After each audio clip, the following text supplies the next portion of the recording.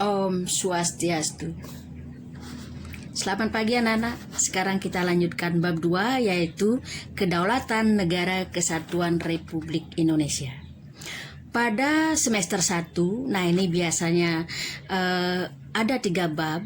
Nah sekarang pada masa pandemi ini akhirnya disederhanakan menjadi 2 bab. Pada pelajaran 2 yang dalam bab 2 ini tentang pembukaan Undang-Undang Dasar 45, nah itu dihilangkan, tetapi makna dan pokok-pokok pikiran yang terkandung di dalam pembukaan itu tetap kita pelajari. Nah kita lanjutkan saja. Sekarang kita lihat pelajaran 2 atau bab 2, yaitu Kedaulatan Negara Kesatuan Republik Indonesia. Nah kita lihat nomor A adalah hakikat pokok pikiran pembukaan Undang-Undang Dasar Negara Republik Indonesia tahun 1945. Nah sekarang kita bicarakan tentang konstitusi dulu. Nah kalau kita lihat konstitusi di Indonesia telah mengalami sejarah yang panjang, sehingga akhirnya diterima sebagai landasan hukum di Indonesia. Konstitusi suatu negara memuat hal-hal yang bersifat fundamental, sehingga untuk membuat atau mengubahnya diperlukan cara-cara yang khusus. Bagaimana dengan konstitusi kita, yaitu Undang-Undang Dasar Negara Republik Indonesia tahun 1945? Nah kita lihat sekarang. Yang pertama kita lihat pengertian konstitusi. Nah kalau kita lihat konstitusi, nah ini berasal dari bahasa Perancis, constituer, yang artinya membentuk. Istilah tersebut memiliki makna pembentukan atau menyusun atau menyatukan suatu negara.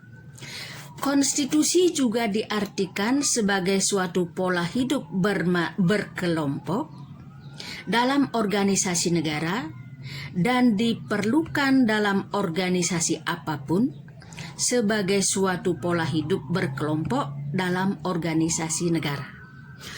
Konstitusi negara memuat beberapa hal.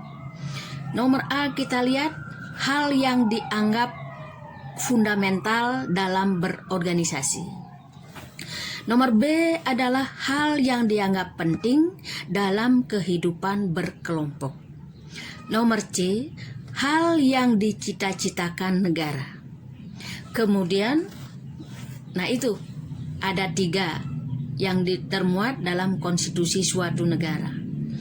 Nah kemudian dalam bahasa Indonesia, konstitusi diartikan sebagai hukum dasar atau undang-undang dasar.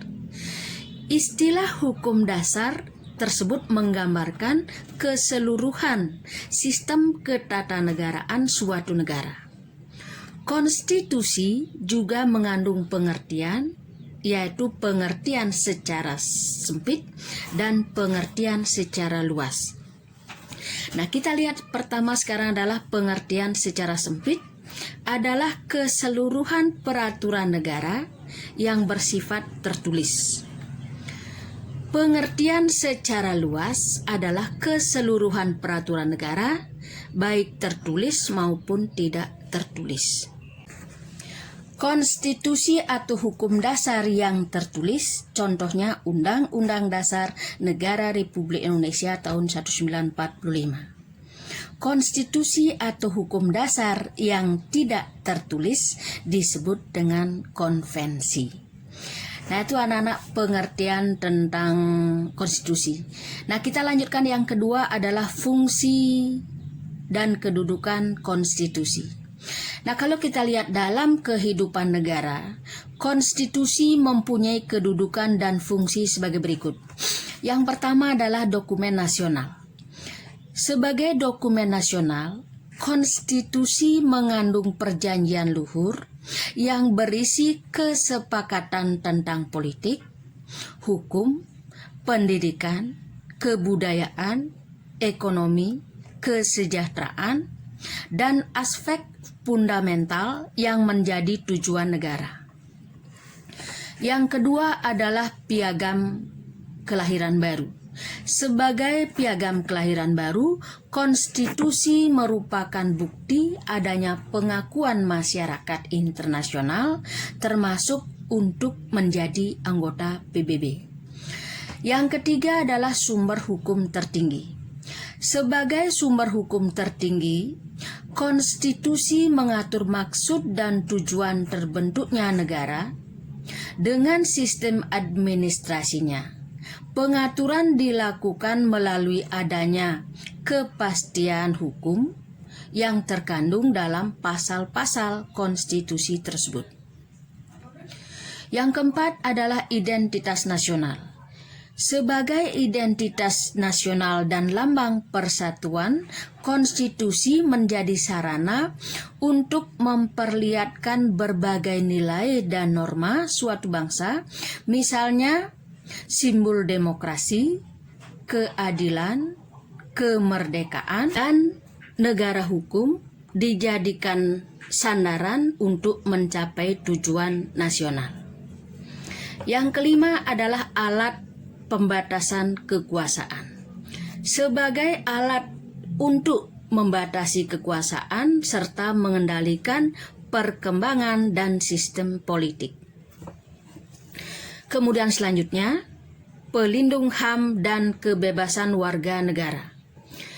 Sebagai pelindung HAM dan kebebasan warga negara, artinya konstitusi sebagai pengejawantahan suatu negara hukum dengan ciri-cirinya persamaan di depan hukum, non-diskriminatif dan keadilan hukum, serta sosial dan keadilan moralitas. Nah, sekarang kita lanjutkan pengertian Undang-Undang Dasar.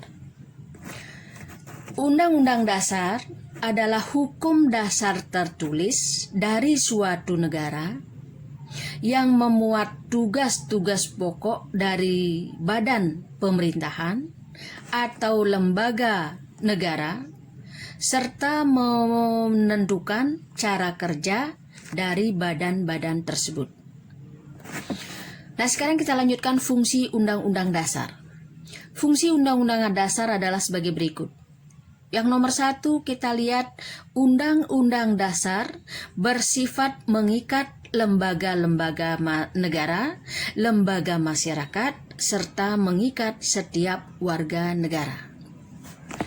Nomor 2, Undang-Undang Dasar berisi norma-norma, kaidah-kaidah, aturan-aturan atau ketentuan-ketentuan yang harus ditaati dan dilaksanakan oleh semua pihak yang terikat dalam negara tersebut.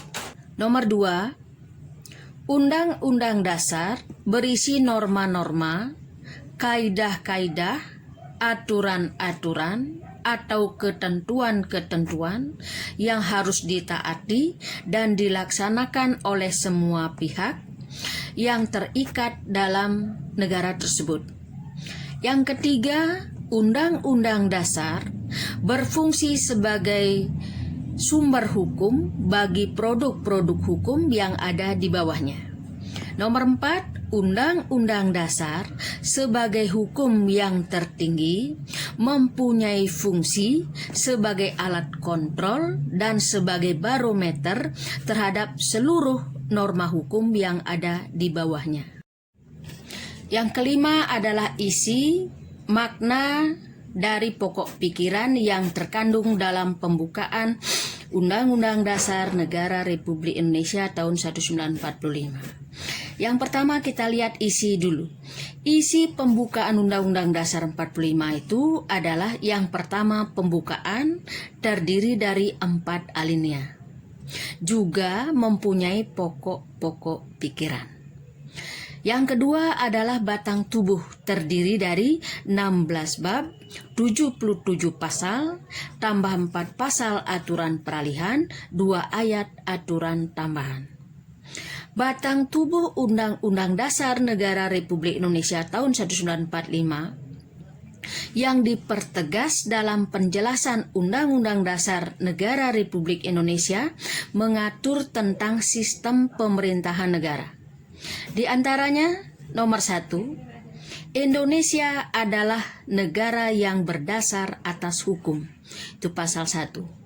Yang kedua, sistem konstitusional, yaitu pemerintahan berdasarkan atas konstitusi atau hukum dasar. Kekuasaan yang tidak terbatas. Pasal 1.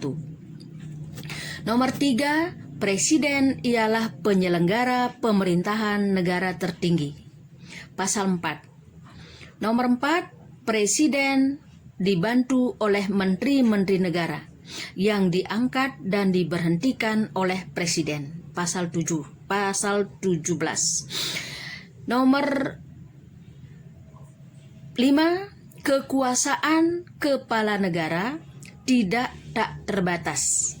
Kepala negara harus tunduk pada konstitusi. Pasal 4.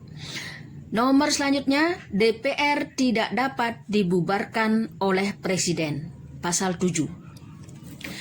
Nah, itu tentang sistem pemerintahan negara yang terkandung di dalam batang tubuh Undang-Undang Dasar 1945. Kemudian yang ketiga adalah penjelasan. Nah, kembali kita lihat isi dari Undang-Undang Dasar Negara Republik Indonesia tersebut adalah yang pertama adalah pembukaan, kemudian yang kedua adalah batang tubuh, yang ketiga adalah penjelasan. Anak-anak, untuk materi hari ini Ibu cukupkan sekian. Kita lanjutkan minggu depan. Kemudian untuk hari ini Ibu kasih tugas, kerjakan dengan baik supaya hasilnya bagus. Untuk terakhir kalinya, Ibu ucapkan terima kasih. Sampai jumpa minggu depan. Om Santi Santi Santi Om.